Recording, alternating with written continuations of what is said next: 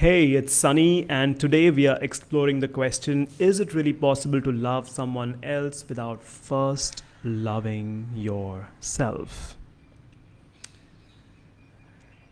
Let me ask a question to all the ladies out there. Have you ever been in love or have you met someone who is a nice guy? What I mean is that these guys are people who tend to say and do everything picture perfect. Everything is right out of a book. It works beautifully for the first few days, except that after some time you get bored of them and you can't stand the duplicity in their behavior. So, what's going on there? Most of the times, these nice guys are men who may have gone through some experiences in their childhood wherein they decided subconsciously to be the nice guy.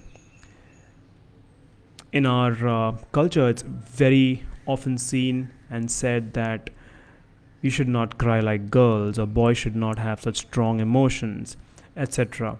So, when the child is trying to express himself emotionally, and if he's been shut down as a child, then what happens? Subconscious decision is made to never open up and to be the nice guy. Same happens in case of a trauma.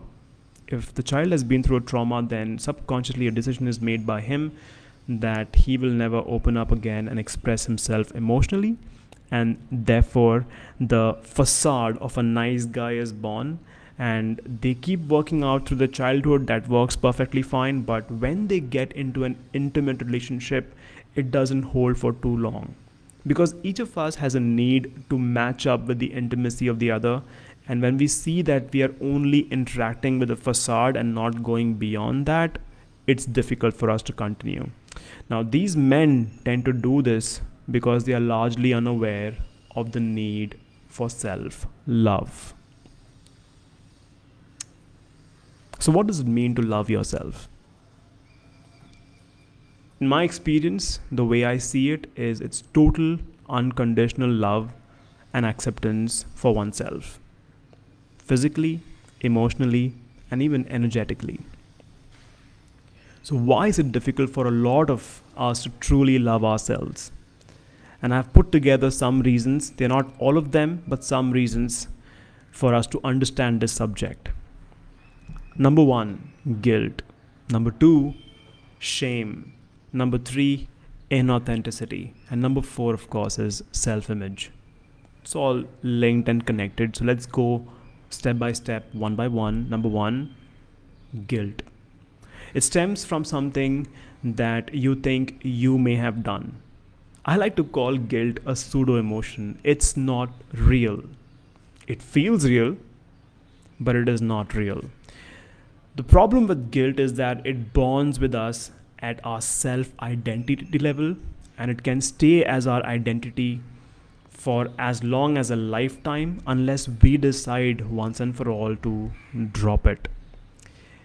I have battled guilt for many, many years at a personal level, and that is why I joke about guilt and I call it as the factory of excuses.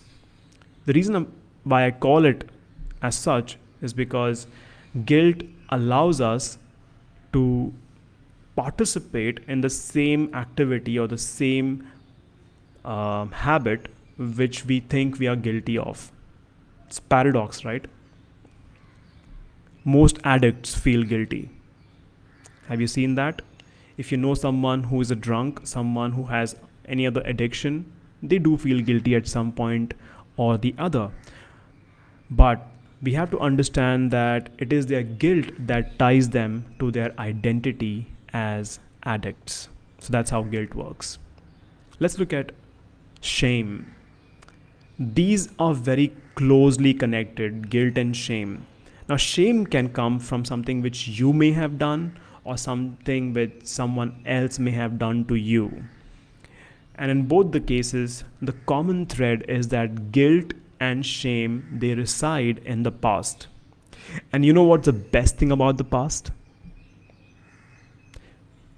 It is over. The past is over. You want me to prove it to you? All right, take a moment right now and think about something that you feel ashamed of or terribly guilty about.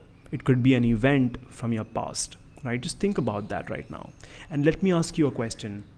Out of the 8 billion people right now alive on this planet with you, how many people are thinking about that specific event that you are guilty or ashamed of? The answer is nobody. No one gives a shit. You know why? Because everybody else is also busy being ashamed or guilty about their own thing, and they're all living in their own head. Everybody is walking unaware, at least most people in our society. And when I think about this, man, it is such a relief. I could just let go of my guilt like that. All right. How long does it take to eradicate all of these negative associations and emotions from your past? In my experience, less than 30 minutes in a chair. That's all it takes. And still, there are so many people walking around with such a lot of burden of their past, of their guilt and shame for as much as a lifetime. And it's only because they're unaware. That's one of the reasons why I come live and I talk about this, in order to give this out as education. We don't have to live with our guilt and shame. The number third reason that comes in the way of self-love is inauthenticity or duplicity. What do I mean by that? Okay, let me give you an example. Have you ever said yes to anything which you did not want to do? Okay. If so, that's a good example of inauthenticity. Because if you're saying yes to anything and in your heart you're not 100% consensual of it, then there is a split from within. Okay. Such people, if you're doing that, then it's very difficult for you to convince yourself to give your own love, because, well, you don't believe in yourself if you're split that way. The fourth reason that comes in the way of self-love is self-image. I have spoken about this at length in my previous video, and if you're interested in self-image, please go ahead and check it out. In short, self-image is about how we see ourselves, the idea of ourselves. It is not really truly reflective of ourselves, but it is what we think of ourselves. You can find more about this in my last video. Go ahead and check it out if you're interested in knowing more about it. Coming back to the question of the day, is it really possible to love someone else without first loving yourself? Conversely, let me ask you this question. Is it really possible to receive love from someone else when we don't even consider ourselves worthy to receive our own love? I'll repeat that for you. Is it really possible to receive love from someone else when we don't even consider ourselves worthy to receive our own love?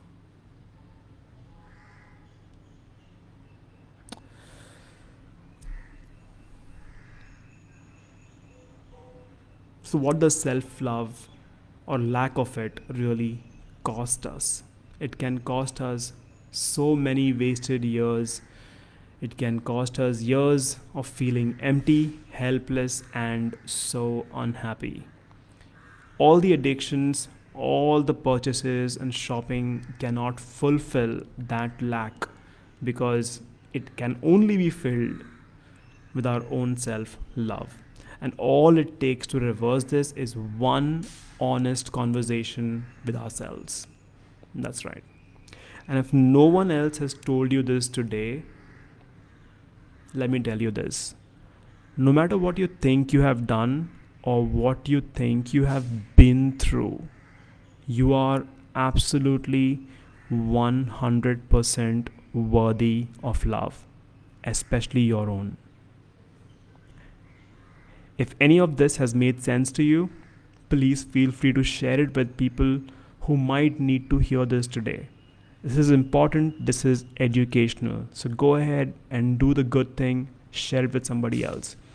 If you have any questions about this, please feel free to drop in a message. I'll be happy to come back to you and take this up in a discussion with you. Thanks so much for watching. Have a great day ahead. Take care of yourself. Bye.